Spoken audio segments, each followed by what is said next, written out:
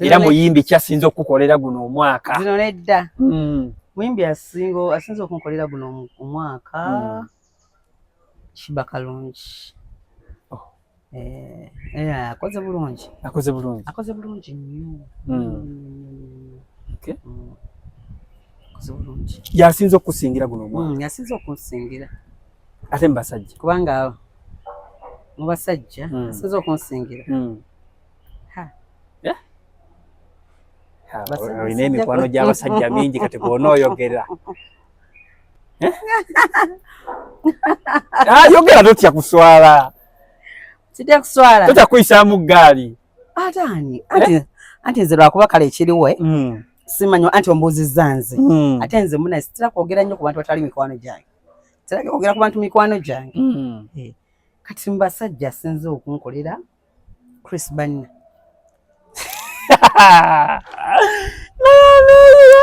omwogeddeko just because he's your good close friend oba anti mpuliriza nnyo ennyimba ze kati kayimba kyakasinze okukolera ka Chris Banina waliwo akayimba akapya kebayita waliwo kanyo kawulire waliwo kakoze nno ne vidiyo wano yakamala okakola vidiyo ayinaswala kyokatoni kamanyi kerabiddemu naye kalungi nnyo naye baba nayo kalungi naye nkerabidde mu bakyala ogambye Shiba kayimba ki wootabadde wesibadde someone was somebody kwegamba bwotambudde nabaabo bentambudde nabaabo well bigambo byayogerwa bingi comments zaali nyingi oluvannyuma bagamba ani yafunyisa Shiba olubuto ebiseera ebyo nga when she gets pregnant abantu baba ne bagamba Shiba ani yamufunyisiza olubuto bagamba ati twabadde tukunoonyaako gwe nga good close best friend we nga tujja kukunoonyaako olunaku lwejjo alina show e London today is Saturday alina show e London alina show e London naye twalabye ekintu kitubadde tutalabangako ekinga ki twalabye omukulu Jaffa promoter we UK we London engeri gye yamuwelkaminzeemu abantu baayogera munayogera kiki already naye kiri confirmed omwami already kimaze okuzola ayinza okuba nti baby daddy Jaffa ogambye ki Jaffa anti kituufu nogatako promoter era ebyo byonna bwe twabigasse ne tulaba kati kambuuzo gwe gwakasooka twala Shiba e London not really ekyokubiri Shiba yabageze kola ki e London yagenze kuyimba wabadde oyagala baani abo bamwaniriza kyogamba bulijjo nga tamwandi bulijjo mukwano muleme kugira bizinesi z'abantu ziteeka mu birala omanyi kati kyekino ekintu omanyi Ibra ebiseera ebisinga tebulanga ngenda ne ngamba mikwano gyange ne mugamba mu bintu byonna bye tukola tuteekeddwa okuba nga tuli strong kubanga omuntu anakudestroying asooka obunafu quick nensinga kitegeera kati ogenda okwekanga ng'ovudde ku mulamwa kiringa abantu waliwo teeka eriwo kati ennaku zino abantu gye batasiteekako nnyo bwongo ey'okuvuma omuntu n'agamba ngenda kukustressinga Ibra weka Ibra nakuwayiriza nayogera kino kati gwe n'ova ku byokola n'otandika nze nfudde oyo yali abantu batambula bakola ki bw'oli ku kino banvumye ekitegeera so mukyo nkuziza ku kino nti ono Shiba yagenze London ne bamuwelkaminga bulungi abantu babaddewo bangi yagenze kukola show sigamba nti yagenze show eri okitegedde saha yabaddewo baani babadde okitegeera lwaki munootinga ekyo nga bwe nkugambye nti VIP treatment gye yafunye etya ew'omukulu Jaffa etya ginnyonyere kwa ggwala kawabira bibulungi well kino omanyi buli lwetulaba ebintu ebyo tugendako mu comments lot of comments ngezimu zigamba omwana afaanana taata we omwana bwe yatuuse watate n'amusitulako omwana teyakaabye nako omwana kwegamba gwe wamusitula yakaba simusitulanga nawe linda loni musitula ojja okiwa obujulizi nti nze namusitula yakaba ne quality yakola ki teyaka kati nawe tomusitulanga okumanya nti oba nze nange kiriba kitya ani gwe yamusitulako n'akaaba ati kati munne mulimu ebintu ebimu nga ffe abantu abali eno mu background noise tubiraba bulala nze nkolera abantu era sisobola kubagaana kubiraba bulala mubirabe nga mulina okulaba obiraba naye just mwogere nga ebiriwo ekintu ekyobavudde ne bagamba nti ayinza okuba yimba bidadi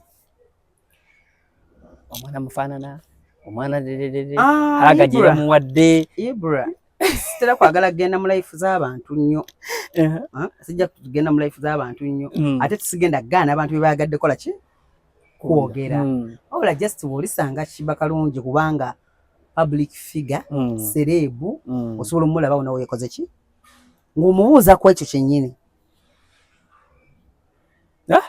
ng'okimubuuza ng'akikubuulira kyokka gwe nga mukwano gwe tukiinako anti nze sigenda mu life ye nze kyensinga okumanya nti yagenze ku sho nti ne posita nange ngiina wano n'obulango nange mbadde ntimba kati ebirala ng'omuntu waba ayagadde byogera ati nabyo bibye taata w'omwana wa Shiba yaani mazima ddala ojja kimubuuzaako omugambe naye munnange taata w'omwana wo yani ajja kubuulira ze kyo si kyange kyakwogera kubanga nze ebyange byombiwuziza embi bikunyonyedde kuba byange mbimanyi omukulu japa yamaze neyejja mu gallery n'alaga kakeya ke yalaze ku airport awo anti mwe muyina bye mwagala okulaba ne bye mwagala okunyumirwa okitegeera kakati bambi mugenda ne mwogera ekyo ekintu omanyi lwaki mwagala kuwuliza olumu abantu obubi kati mugenda ne mwogera ekyo ekintu kati bambi olulala oba omukulu we wali bayagadde okubateeka eshawe kwaminga omuntu ng'agamba nedda sijja kugenda luli banjogerera bwe bati oba luli baŋŋamba bwe bati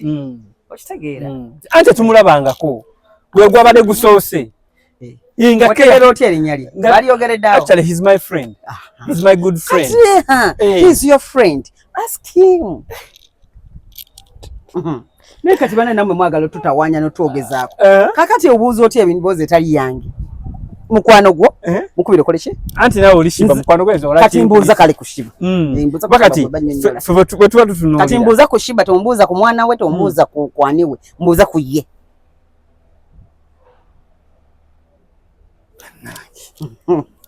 mbuuza ku ye kati badde tuli concerned life eno giraba buli muntu alina life ye alina obulamu sajja engeri gye yamwanirizaamu bambi ffe tukiraba bulala so kati ebintu ebimu kyolina omumanya kiri kimu ibra teeka eri wamu wa kufa kubikwatako awoka era abantu abamu we basuuliramu ogamba notali ogamba kakati nekikulumya omutwe annange bitawanyamu so bw'obeera ku kikyo nogamba naye kati omanyi omwana wange wakadde mwaka guweddeko nkozeemu ki achievement gye nninaawo n'otagala nga gwe kenyini weefudde bize naye teri kibi kuba bize ku byabalala wabula Shiba kalungi wafuna looya ye ono ye looya wamufuna togenda kuddamu kujula kibi nnyo okuba bize ku byabalala nze nonno olaba Ibra nze ndi bize ku nze bengatako baana bange bengatako mikwano gyange nze nera Ibra sinza nakwogera ku muntu nga se mukwano gwange mikwano gyange antu bange byebyange ebyo munene abantu abasinga baali bagamba banabiwulyako by the rumors baali balowooza oba yakugjayo nga tokyali kyaliiwe nti yanzijayo ate nze ekiwe kyenjagala singa nina engeri gye nnyinza okukikolamu nekiba bwe kityo kubanga munnange omanyi lwaki bambi abantu abamu ebizibu byabwe byabalala nti kati omuntu Ibra okutuula wano naawe omuntu kimunyiiza omuntu waliwo omuntu yanyumizaako olumu yanyumya omanyi ze nina ebintu byesira naye waliwo omuntu yanyumizaako awo nanga simanyaani kyokka omukwano gwe Shiba mbunga nze okubeera mukwano gwa Shiba nga ate ye kimukola bubi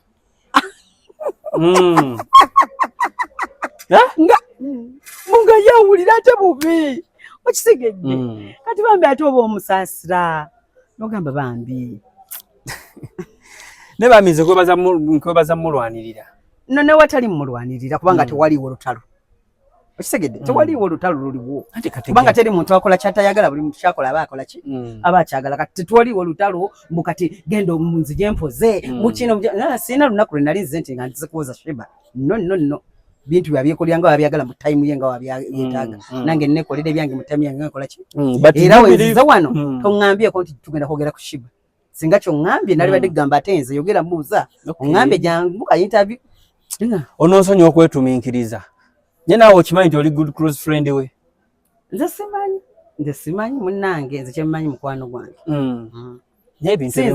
nekale ebintu ebimu otubuulirako n'otubuusaamuuko bakati ekyo nga kitukugambye nga kyenkubuuzizza nti kyabadde kisukulumu nnyo omwana ali ne taata we alabika anti obuzibu obuliwo bwe mulina n'omwana asituddwa stranger era alabika n'omwana asituddwa omuntu kyonna kyekiri bwekiti tewali gwe mugenda kumalako mu nsi mirembe okitegedde temugenda kumalako mutundu yenna mirembe olw'ensonga nti singa omuntu abaako nekifiya aba abaako kyate oba biki kubanga waliwo obusobozi obuyinza okukwata omwana oyo ne mutamulaba nakola mutamanya nti yagenze ne London n'olwokuba tewali muntu gwe agenda kukkiriza mu nsi mumalako mirembe kusinga gije kati ebe tebagenda biganya sirowooza bitubinda kubeera nga bebirina okuba muntu bamwaniriza ku airport bamwaniriza bantu bazzeeyo nabalabye bangi awo abantu bangi okitegeera kati mmwe wonootingayo ekyo kimu n'ogamba noweeripa ku muntu bwoti kiba kirala naye ate kiri yendowoozayo omanya ebiseera ebisinga bagamba olina kuzibira ekintu ekyama kya mukwano gwe olina okukizibira kyekyama mukwano gwange tewali kyama kya muntu yenna kubanga teri ate no by the way Sheba talina byama lokude mumumanyi ne talina nnyo byama gwe oli musanga n'omubuuza ajja kubuulira tata omwana we ajja kubuulira ajja kubuulira gambe nti baby daddy wange yono ayinza butakugamba mwami Jaffa nkulamusizzaako nnyo era ndani awo mwami Jaffa promoter oyogera ekyo kutwaki omulamusa gamba kimu nti bannayi leero interview eno gyona gitekayo leero bweba leero gamba abantu benandani banaye mwenna mugende muwagire Sheba Kalungi ne King Saha of course yes abaana be Uganda wano ekitwoyogera lwaki ekyo kyongerako tokyogera mbasaba olunaku olwaleero it's a Saturday London yakwata omuliro wali mu Royal Agency mugende muwagire Sheba Kalungi alongside King Saha ebyongerako ebyo era mugende ebyongerako nemwe mwagala bintu kyogamba byonyogedde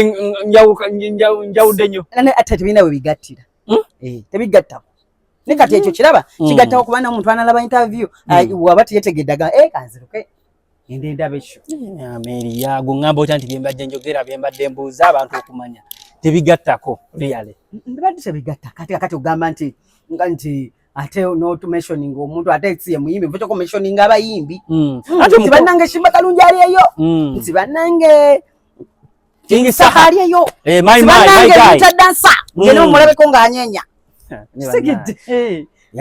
yamututte London oba for the second time nalabye ne manager bangi beyagenze n'abatagenze mu kamera okakasa bangi nange nabadde nino baayo kyekyakutuuseeko nabadde gye nina omumalirizaako nabadde up and down nalaba nalabye manager Dirisa nalabye Rita Dancer ana amala oba yasigadde waleero gyali naye amala n'atabeera mu kamera naye gyali bangi nno lwakuba bintu ebimu tojja kuddaawo naye nga bangi ababadde oyagenze ne ttiimu ye y'abantu nga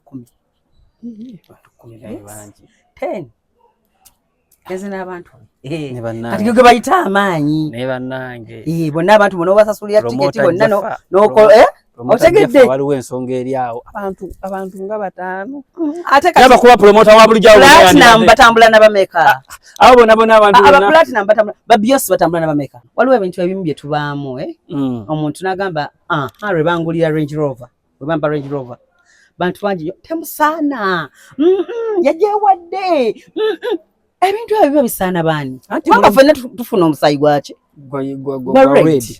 Fana nze ndaba Mukama yagamba tuli mu kifaananyi kyaki kya Katonda. Kati lwaki ebimu bisaana balala n'ebirala ne bisaana balala? Nigwa abantu 10 bonna anti Beyonce batambula na bameka. Waliwo akakodi awo naye sijja genda into details naye wamanyi ne bozigendamu tewali wano muntu agenda kutya. Tuli kimanyi muleetera n'abantu okuguma. Gwe Ibra akakatula mugulu abantu baleetera abantu okuguma. Noba nga tokyatya nga waguba kubanga nga ugamba bane kati zo kimanyi Ibra natukana ku extend nga tukyali kinyiiza. Ane amiri yange onyiga mangu. Nye ate nze sobola okunyigira mu mikwano gyange oba kati nze nina ebintu nga tebikyanyiiza kasa namanya nti ensi mwe tuli bawaayiriza balimba ameri yonyiga mangu ebibagisaawo kubanga abantu abamu bali selfish ekimuyisaawo kyakola ki kati for example nga ggwe wano obadde owulira ng'olina by'oyagala okwogerako naye nga kino ate ekigasa eggwanga n'abantu kubanga abantu b'ebweru olumu abamu baba stressed kati nga bwagendako mu kivulu neyeyagalamu oba omuyambi bw'obanga yakiwuliridde ku ggwe kati nfa kyokwogera ekyo nti bannange mugende London mugende leero waliyo King Saha ne Shiba Kalungi babasanyuse ekyo olaba kigatta bannange lawyer wa Queen Shiba nzita well ndaba mukimanyi nti olunaku lwero lwa Saturday mu Royal Agency waliyo president is mine that is King Saha agenda kuba akwataganako ne Shiba Kalungi oba bakwatagana ne Shiba Kalungi Queen Shiba. Okay. Queen Shiba. King. Queen Kama. Yeah. Bali mu Royal Agency olunaku olwaleero mugende mu supporting abaana be London bana Uganda be London okuva ebule n'ebwera mugende muwagire Queen Shiba muwagire ne King Saha bamuwagire era naye ate nga lwaki kubanga buli muntu yenna otegeka ekintu ng'otegese kufunamu bamuwagire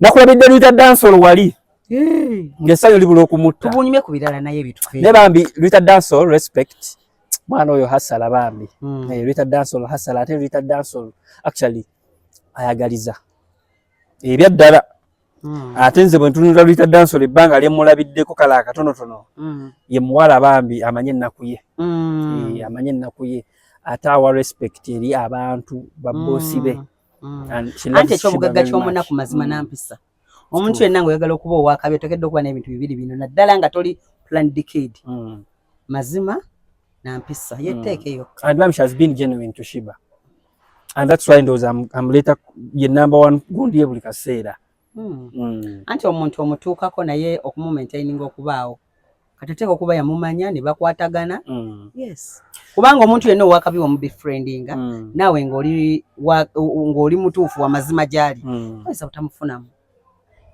tosobola omugagga tebabula kye bamusuuza naye kali yamusuuzizza ennyonyi oba eyo yakumeka Rita Dancehall respect kiganda kye ne manager Ndiriisa nkulamusizzaako nnyaawo kwa munnange annange twabadde tujja kunoonyera ku street nga tetukyakulaba but anyway Amelia enkolagana yo ne Eddie Kenzo Rita beside okugamba nti president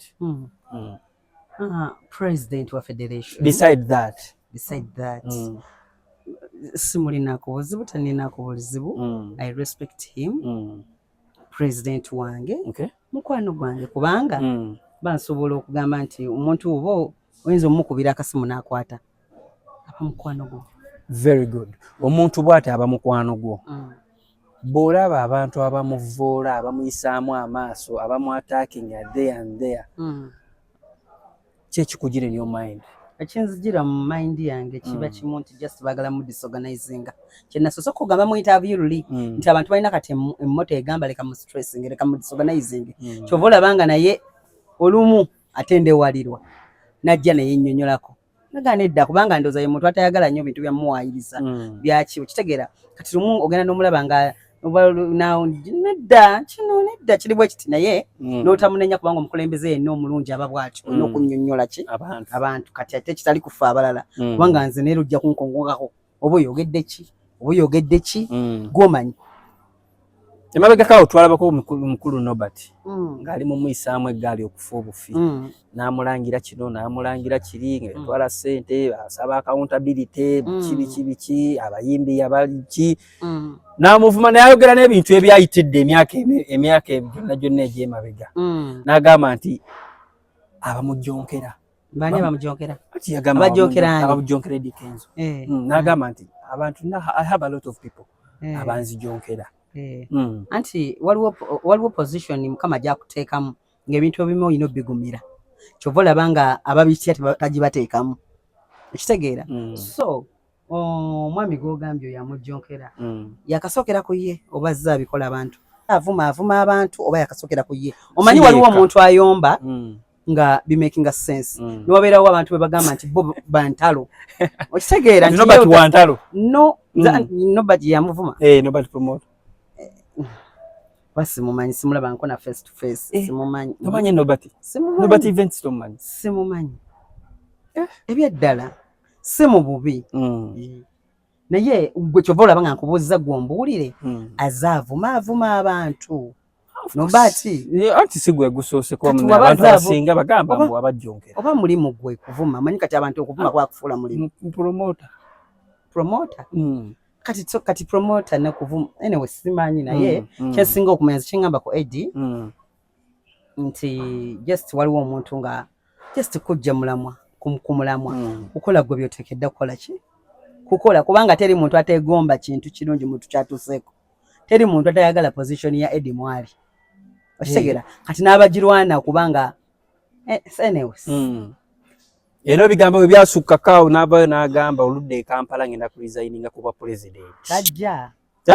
tajja kubanga ati ebintu ebimu si gwe obyewa Katonda naye kubanga ebiseera ebisinga tulwana n'abantu babiri Sitaani ne Katonda kati olondako asinga amaanyi kitegeera kati bw'abanga kyamutonderwa agenda kuba bw'atyo tajjanira kiva akajja kubeerawo pressure yamusukkako n'agamba ate si pressure yaba yamusukkako singa ye yali Museveni yali esse kwako ebyo naawe aleme kutya aleme kuba mutiitiiza agumireyo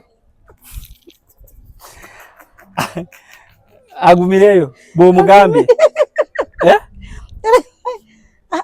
nange buli omu agume buli omu n'ebizibu bye agumireyo well twabadde tuli awo lunaku lw'ejjo ne bamunominatinga mu Grammy Awards Kongs president Kongs bamunominatinze that's nice I think for the second time yes that's nice he was nominated for kati the second ebyo byaba ino faako okusinga abavuma kati ebyo bya celebrate kyobala nze kyobala nga Ibra n'emikwano gyange gikimanyize sibeera wantu wali bad vibe nejuzi nina mukwano gwange yazze nga anyiza ate nga yakakinkola emirundi esatu oba nga ajja yenyiza obanga mbu ali stress biki naye guno namugane negwe lwaki ojjanga oli stress buli lunaku ndi anti Amelia ne mugamba mukwano naffe ebizibu tubirekayo eri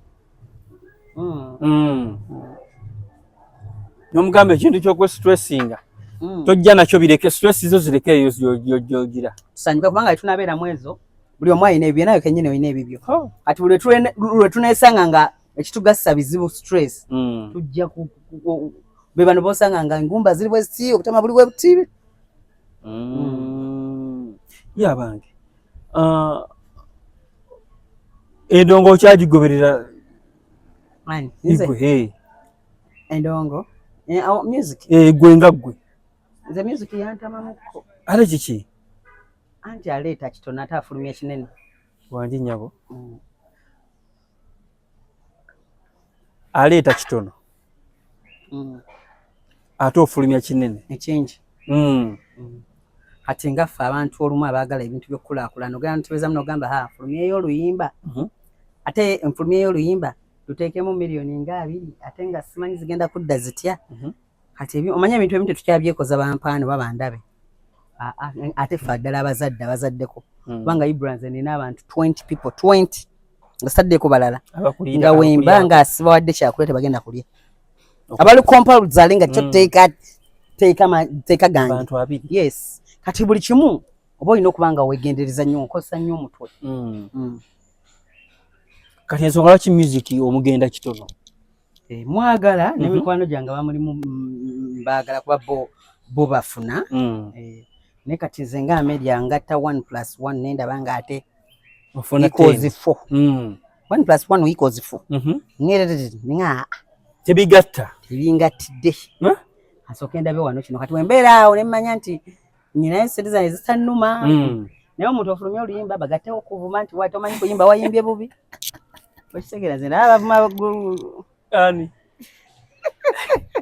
bavumani ndeka mwibula yogera naawe olaba bavumani nze n'abavuma abantu ngani nze waliwo olulala nali scrolling nga nempo yange omuntu avuma Gloria Bugi nendaba nga omulala naye kati nga Gloria Bugi ddala mu Uganda muno tulinayo omuntu yali ayimbye style ye mumbulireyo omuntu ono abantu bafanaganya bulijjo amaloboozi waliwo ayina ayimbye style ye simanyi style gyayimba nze ndaba nnungi ndaba muwala mulungi ndaba muwala alabika naye muna muntu kati gwavuma oyo ogenda nogawayi ate nze sinze ntya nnyo entalo ngugula kwekwekamu naye ate munnaye kati nkakodyo ke yatuleetedde ennyambala ye etiisa abantu ate etiisa kigo lwaki otunulayo oba ekutiisa ennyambala ya Gloria Bugi gwe kusanyusa ate nga lwaki tesanyusa waba gyayagala nammwe mutuleke naye nammwe mugenda ne mukusobera abantu kati gwe yiyo neyiye okitegedde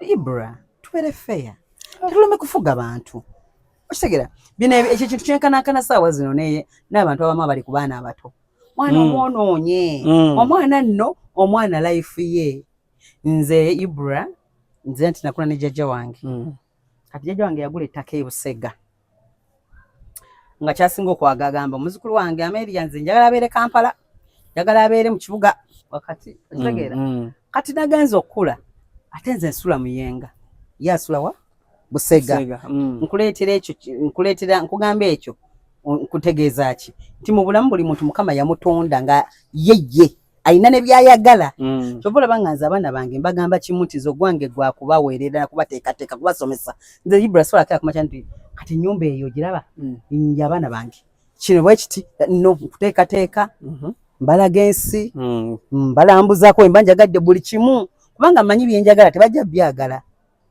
okitegeera oba be baagala ze sibekola ki sibajjako mirembe gyabwe kati kino ekya Gloria Bugi kyogambye mbwe ennyambala ye weba togyagala bwajja bwati mubuuke si mundeke togenda mulaba kubanga waliwo ate abagyagala ngebakolera kubanga singa tebagyagala era singa simumanyi nti Gloria Bugi omumanyiraawo yes kubanga singa tebagyagala naye singa olowooza tewaliyo bayimbi nga ddenya tolimanyi tomuwulirangako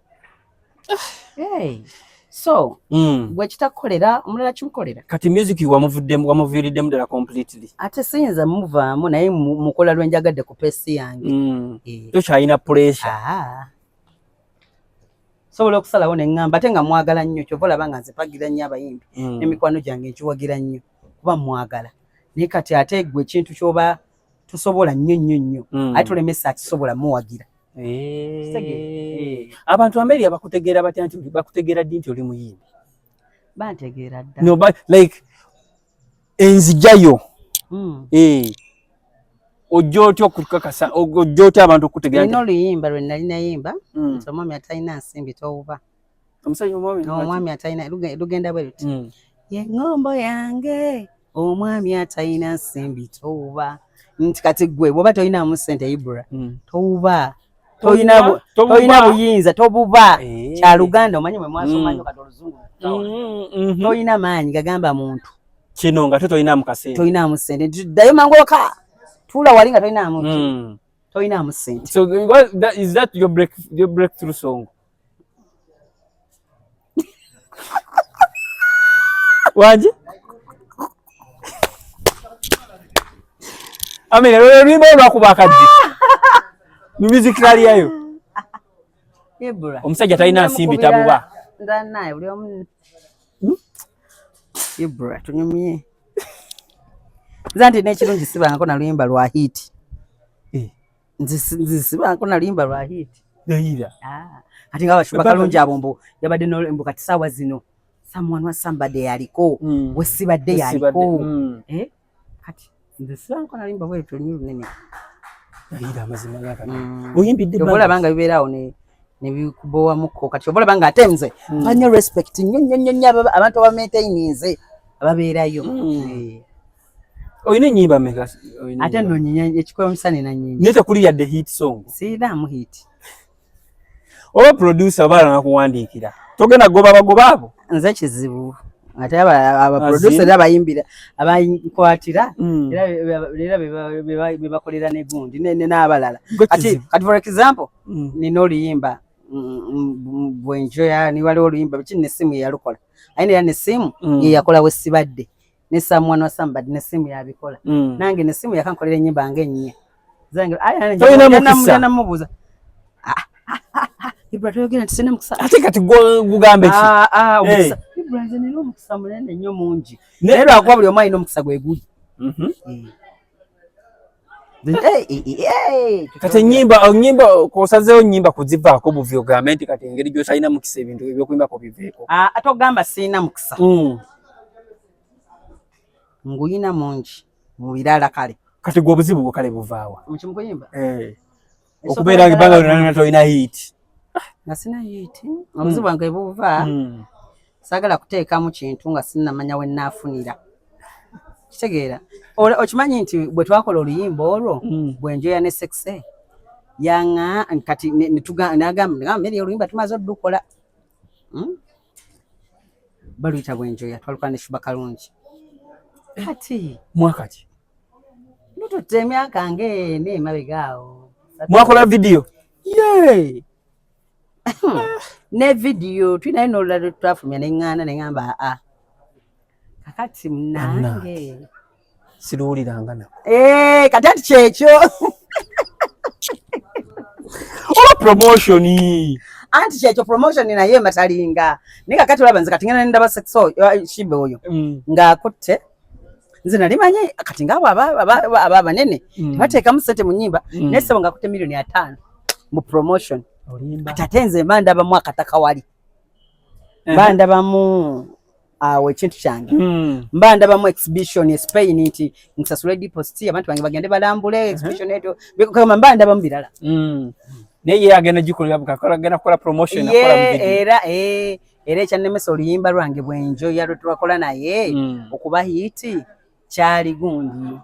Kyali ki?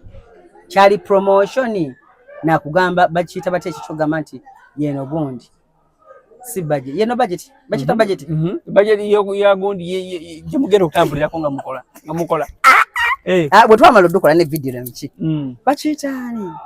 Bakiyitaani ekyo bagamba nti kati byonna biwedde promotion neera ndowooza budget ya promotion yiino radio TV social media ba tiktokers zisima biki bulungi nnyo era mukazi watu nga mwalira musete meka kati era mukazi watu bambi yateekamu amaanyi mangi n'afuba naye nga womanyi wali obaddeko ng'okulula kino nga naye sex storage nga nedda media kati kulaba oti ate kuvaga ku muntu nga kubanga bw'ogamba nti oba agambye ssente ozimuwe ofundako gamba oba agenda kunziba nedda gagamba kino ng'ate olaba nga wabikunnyonnyola byetaagisa kubanga olaba ne ku video nali ngenda gaana nabannaye kati kyova olaba nga nze abantu abamu abayimbi be bawa collabos ne bagamba mbu simanya ugundi yankotoggedde tewaba kotoggedde mukwano gwange naye bw'oba olemeddwa okupromotinga mwakola oluyimba olwasooka ne lugaana otambula Gatso zijjawo ate zigamba tukatukole olwokubiri ng'omanya ogenda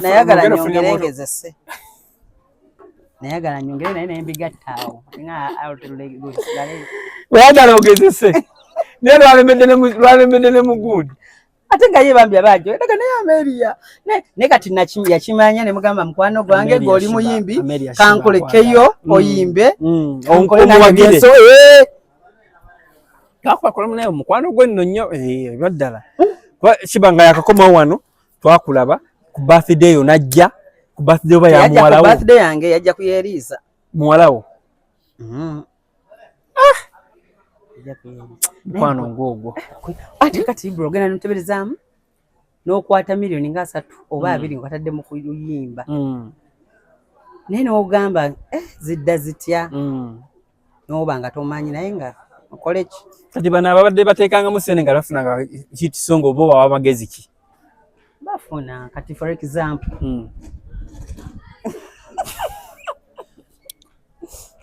Give example. Give example. For example.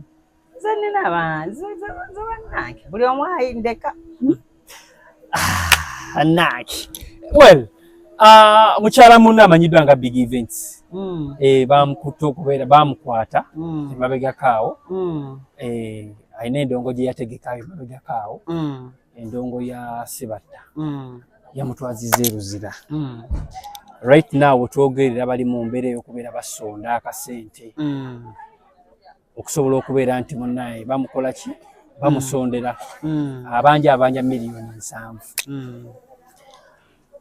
Ameria ostandinzeewa okusobola okuba nga oyamba mukyala munno ate nga muli mu business almost yemu kuba gwe oli muyimbi oli promoter wadde okuyimba oyagala kuvaamu ekisokera ddala ntwala okusaasira kwange ye baba biwuliddeko nti ali Luzira mbadde sinnakiwulirako kubanga tetuli bwetu temuli too close tetuli tutantekangako ate nga bw'omanyi nti nze siri muntu wa kuyimbayimba bapromota olumu oba tobamanyi naye ntwala okusasira kawange kubanga omuntu yenna wafuna obuzibu nga abufunidde mu kunoonya ssente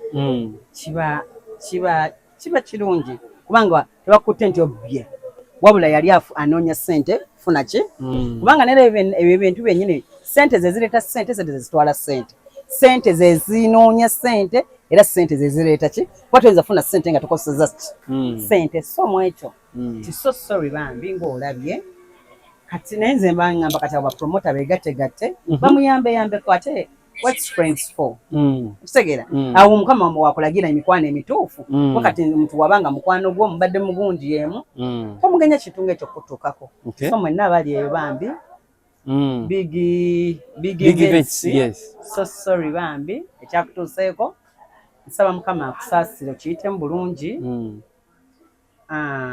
bani abasonda family of course family I think ne mba promoter omuli omukulu amutwala amanyiddwa nga Abitex omukulu amanyiddwa nga Abitex balunywa be bali mu mbeera y'okubeera nga baddukanya kweyembeera ayagadde contributingayo alabani of course ayagadde contributingayoko oyina laba family ye waliwo mukyala waliwo muganda we omukyala omwami amanyiddwa nga Jibi oyina enamba ye yes nina enamba yeah yali akola okitegeera kubanga aliwo n'abatudde obutuuzi wansi nnemye yaki Airtel bambi so sorry 0704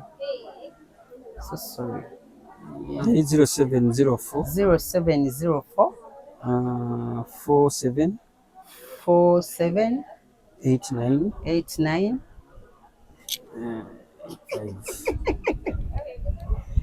yatwagaddeyo tugimaleyo tetwagadde tugimaleyo abantu bajja kusumbuwa ate basumbuwa kibanya tubamuwa buyambi anyway it's fine well neta abantu abamu tebakwata simu ze batamanyi anti munnange katusabe Allah atuleemu obwangu agikwate naye nga tumanyi kyala bambi kiba kiganye bw'aba takwata kandabe wano nina namba katukubire mami we amuzaalira ddala oyine mutyemu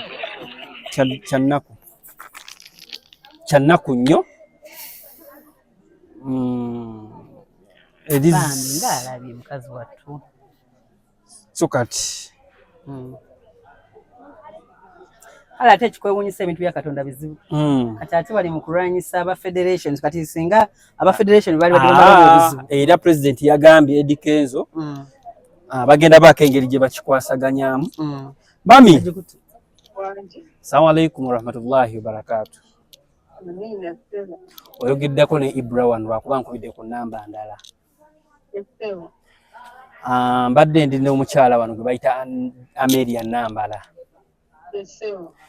bwe mugambye ku nsonga ya Big Events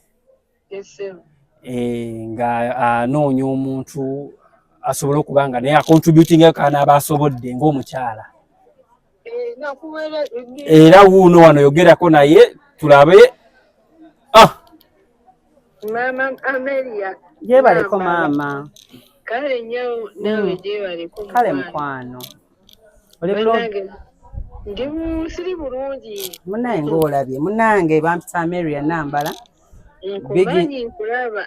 Neyanziza okuba ng'omumanyi. Simumanyi ye Biggie kuba tetuliba mu mukwano.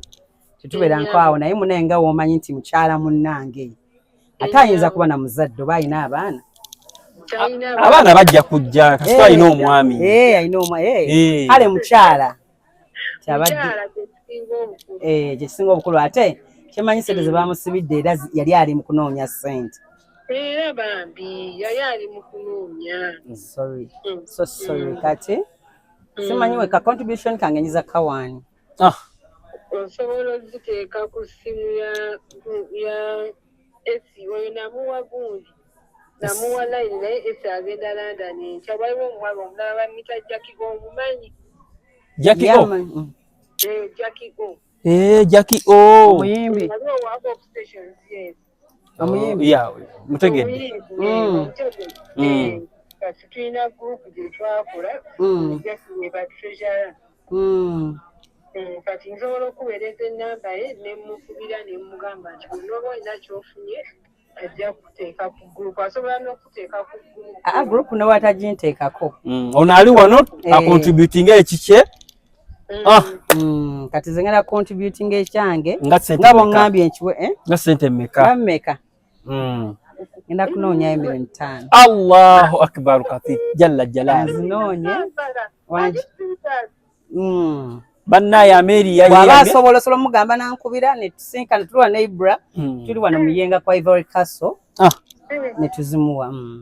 Omanyi munaye mami ebizibu tebiba by'omu.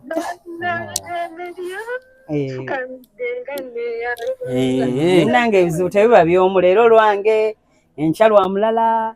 Leero ate ebizibu biba byanjawulo. Ono afiiriddwa, ono bamusibye, ono alwazizza. So kyonna kye kiba kiri omuntu aba alina ekizibu tulina okuyambagana kubanga naawe ekikyo kisuubire nti kijja. Either ojja kufiirwa, either ojja kulwaza, either wabeera weeraawo ojja kusibwa. Wabeerawo ebizibuzibu. Bannange neyanziza maama neyanzege Ibrahim nange we bali kwagala Biggie. Kati kyembadde nsaba Ibrahim yennyini ajja nnoonya oyo ku Jackie O kubanze kati ye era bajje na Ibra wendi basaga tugambe nti oba twalimbye ate biki tuzimuwe Ibo banafuna obudde kati gwe sigala ng'okubira Ibra obanga obanja Ibra. Kale barakallahu fiikum. Allah akumalire ayingire mu nsonga zo byonna ebiganye Allah asobole okubanga abita. Wanji namba yange musunyabo munange neyanziza kumfollowinga maama. Kale salamu alaykum wa rahmatullahi wa barakatuh. Well, oyo yabadde mami wa Biggie omukyala nga mumuwulidde omukyala Amelia Nambala ye yamye agambye agenda waayo mmiri kwezi ogwo gwe mukwano eyo yensi mwe tutambulira tuyanza nnyo mama tuyanze twebala Allah akuddizeewo emirundi bala kireke well tobeera okusabirira muntu kati kirabe ate gye tunaakoma waliwo omuntu eyagamba mbu kaninde bakiyitaani kino kye bagamba kati kangeza abantu nga bali mulaavu oli n'agamba bakiyita bakayitaani akagambo nga tuli mulaavu ng'abantu bali mulaavu tears it will end tears katulinde biba bitya tusabirira munno okitegeera kubanga essaawa zino ffenna ebizibu byaffe byanjawulo buli omu alina waali waalabira omwezi n'enjuba leero kyono lulyo kyoli okitegeera so tusabirigane Mukama atusaasire tuba kulaba omwaka oguyizeemu ki omwaka guggwawo okoze ki famire yo ogwani bakuyitaani oba tonnajja biggwa oba tebiggwa so lwanirira nnyo ekifo ekyo mu kifo ky'okuddawo okulaba ono ali bw'ati ono kati avuga mmotoka ki kati ono nno yagudde ono yeekyaye n'ono kubanga ebyo tebigattako. Well nyongera okubanga mbajjukiza aba Shania phone covers and screen guards basangibwa bali ku kisa kya Maria building omukyalo oyo atunda screen guards ennungi ez'essimu oba ne cover z'amasimu ennungi. Genda omukyalireko akusagala obeere weekubagize ogambe bana essimu yange terina screen guard, essimu yange terina cover, nze nagisuulawo. Ogende omukyalo gwe bayita Shania phone covers and screen guards asobole okuba nga abimala. Asangibwa ku kisa kya Maria awo ku shop number 346 ku kisa kya Maria building. Wamu n'aba by Ame basangibwa ku Coach Tower opposite CPS Coach Tower level 3 shop number 340. Batunda engoye ennungi okuzaama. Badde nkusaba ogende obayanjulire obeeyune bajja kukolako bulungi nnyo with due respect. Mukategedde bantu bange era ngenda okubanga nkomya wano interview. Amelia tuyanza nnyo tweyanzege olw'omutima ogw'omulungi. Tusaba munne Katonda akumalire kuba naawe kyemmanyi olina ebikusoomooza ng'omuntu. Teri atabirina. Olina ebikusoomooza ng'omuntu. Kuba munne bw'owulira mukyala munno omuntu ng'ali in that kind of situation n'ovaayo ezo sente z'owaddeyo nnyingi nnyo. Twalabe n'omukyala Spice Diana naye yavudde n'akola obweyamu bwe n'agamba nti agenda kukwatayo kanaaba asobodde. Actually mu bayimbi nabo abayimbi abakyala ababeererawo abantu Spice Diana y'omu ku bo. Kati munnaye tweyanza Shiba nabeererawo lwakuba mutabitegeera. Ate Shiba ebiseera ebisinga Shiba muzibu omufuna. Muzibu omufuna kubanga abantu mwe mubireeta. Ya Shiba by the way ne. Ate olaba ssaawa zino kangeze eze milioni 5. By the way bintu bingi nnyo byenneeyama. Olumu nemba nga sizifunye bulungi. Nogenda ne mugani wa sakise neeyamye kino naye binnemeredde. Nakuwa batayagala munnabya ate bino bintu bya kamera. Kitegeera. Naye well, naye tugenda mutuukirirako okwo kuba munnaye oli mukyala munne and I think they knew each other. Sirowooza nti amumanyi. Sirowooza. Nyongero bajjukiza 21st of November this very month President Isman King Saha ali ku cricket over Lugogo. Era mbasaba abakimanyi mukimanyi endongo y'omukulu oyo teetaaga kwogerera. 21st of November cricket over King Saha mbala. Nawe musanze wano this day it's a weekend. Musanze mukasena ali yekweka eno sinakafu sikamanyi actually kapya jendi. Nenga omanyi nti omuli wa sente basuula basiba bavumbula obufu obwenjawulo. So musanze eno Ivory Castle. Annange. Amelia. Yo. Nkwaniriza ogamba otya? Nibino nkyogamba otya? Obulamu bugamba butya? Obulamu bulungi. Kozi gweyo. Mpolampola naffe tugezaako. Amina. Tusobole okubanga munne tukasolinga. That's nice. So far, how is the situation? The situation so far is nice. Tewali nnyo kyamaanyi kiri awo. Okay. Biri nnomo biri ku nnomo just tuli wano tusaba Mukama tuyamba. Mwaka guzaako just only 1 month? 2 months? One. Actually 1 month. 1 month. Tumwebaza otuyisa myezi giri. Tumusaba tusaasire tutwale muke mu mwaka ogujja mu bulungi. Tusaasirako ne bannaffe munnaye bangi abatasobodde kutuukayo. Abayimbi because tulinamu omuyimbi. So sorry bambi kitalo nnyo ddala. Naye nze buli lukyamba neebaza Katonda. In fact sikyamusaba nnyo. Sikyamusaba nnyo. Mwebaza kubanga ogenda otunula nti abantu bafa. Abantu embe situation okitegeera kati wogamba nti kubanga nze kisookera ddala mu bulamu bwange kyensinga okwebaza Katonda buli lwenkeera nembanga nkyasa mwebaza era nnyigira nnyo omuntu abeera eyo. Waliwo wetwabadde mu situation waliwo omwana yafudde bamuyita Kirabo mbadde simumanyi naye namulabye ku internet. Kirabo yes Sophie Kirabo. Yes Sophie Kirabo kati aliwo omuntu twali tunyumya naga abantu no bimebalizaamu bwerere ebyensi abantu bafa n'omugagga afa n'omwava afa n'omulunja nganda wange yenna ali awo nga tonnafa teweegereegeranya kwafudde situka okole weebaze Katonda Mukama wakeera ku makya n'agamba bikomyawo woba okola ki woba okoma naye teweegumiza ku muntu yenna teweegamba nti nsigenda kukeera ku makya nanti abantu bafa anti abantu no nomanya abantu ne mumbere yenna kwate babitekamu obusungu katwali bula oli awo omuntu agamba Ibula yepanka wa YouTube sha aha ndaba naye ajja kufa obusungu nononya gyabujje kosa akaseera ako kya tonnafa kitegeera eno kozesa akaseera to shine So that's it guys, mwena abali eyo bebaza nange mbebaliza wamu ne Katonda mwebaza okubanga akyatuwadde obulamu okubanga okyali eyo ng'okyatulaba nga naawe okyaliyo ng'okyasobola okulaba. God is good. Era awo nyini we twalabye omukyala gwe nga bwogambye nti twafiiriddwa abantu ab'enjawulo betumanyi ne butamanyi twafiiriddwa taata wa Keti twamuzise e Masaka. That was Friday if I'm not mistaken.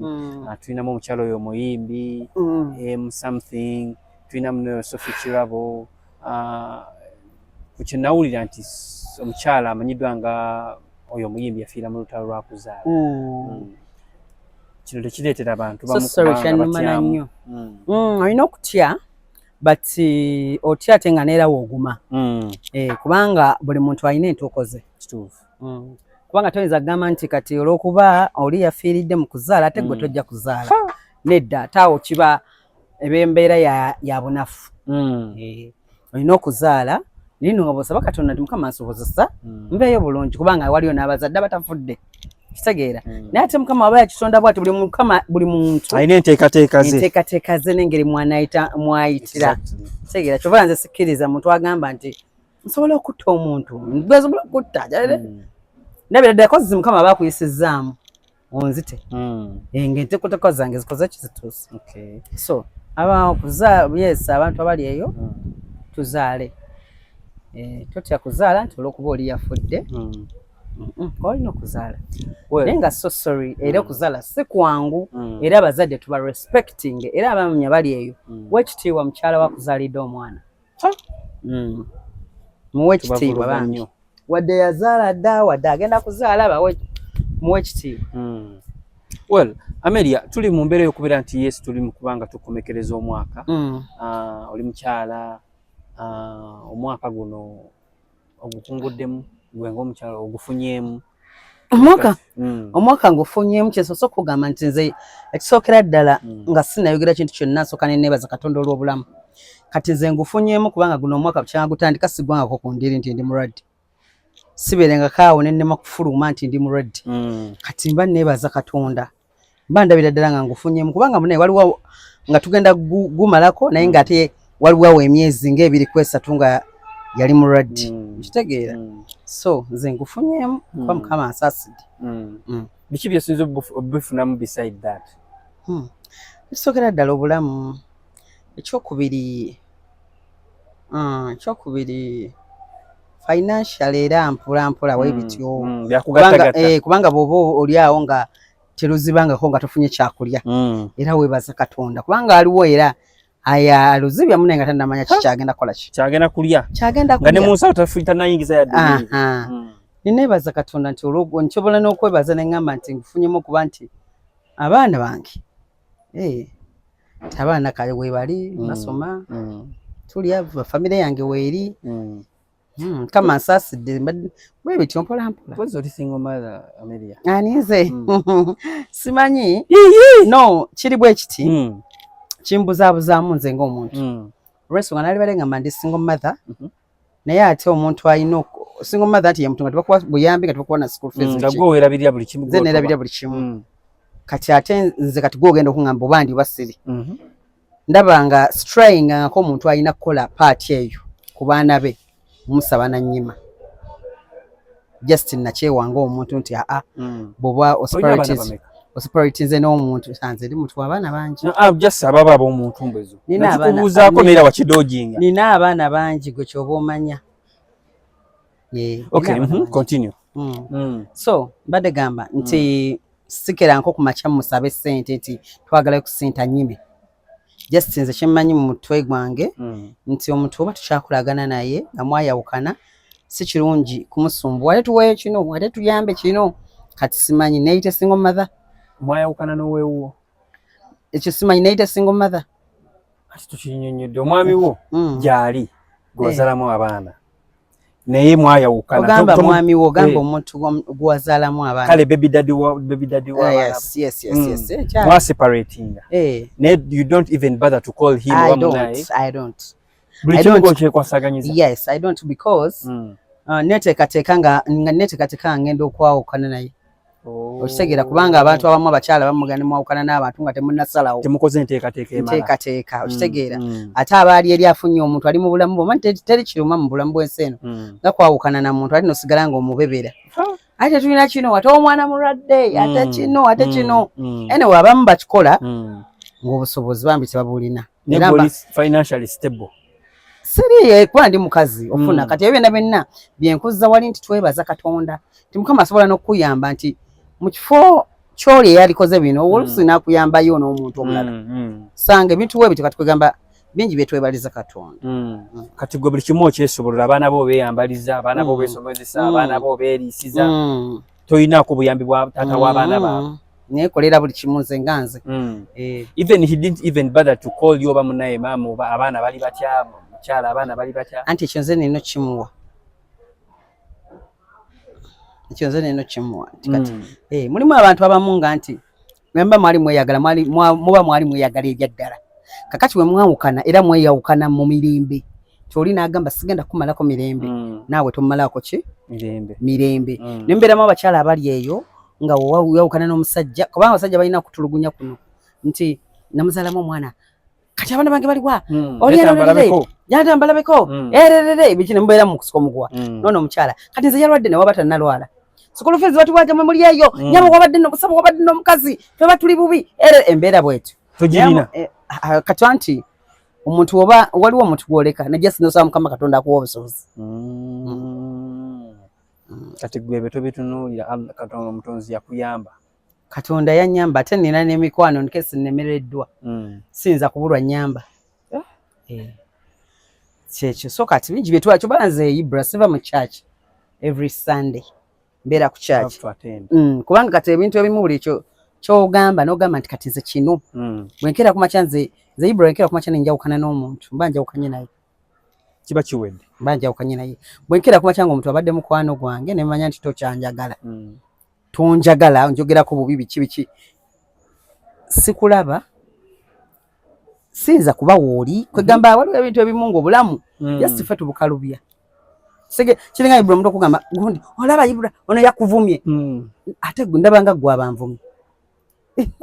Yakitegeera. Kati kyogala to communicating ako naye yadde.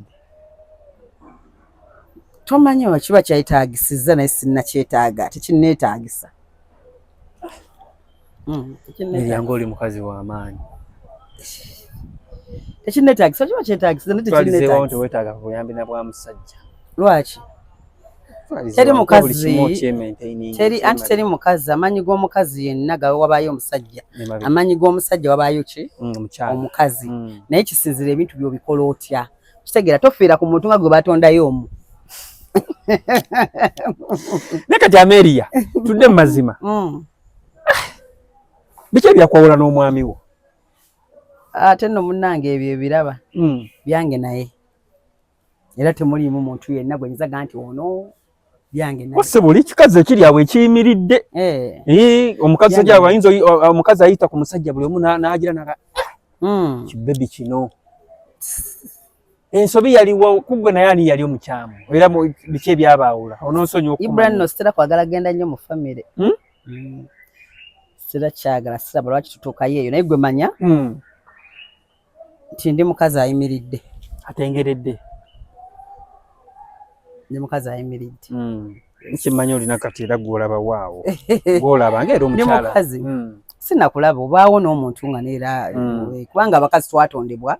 Oyagala kola kiri wala kasi badde ndaba gundi no bakweri ya bakozi twatondebwa sente y'omukazi tewera tetera kuwera ngwerere ibako ayambako sofa wali Ibra tugende ku interview eno tubadde kuki